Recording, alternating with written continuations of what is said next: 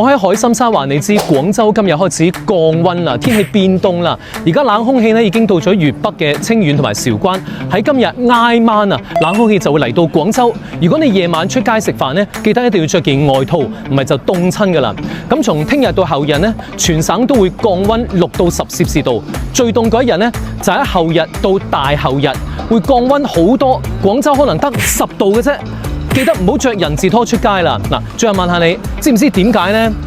大灣雞啊，即係中華白海豚，點解會有一隻粉色嘅海豚嘅呢？嗱，話你知其實白海豚咧同我哋人一樣啊，佢面皮好薄嘅咋。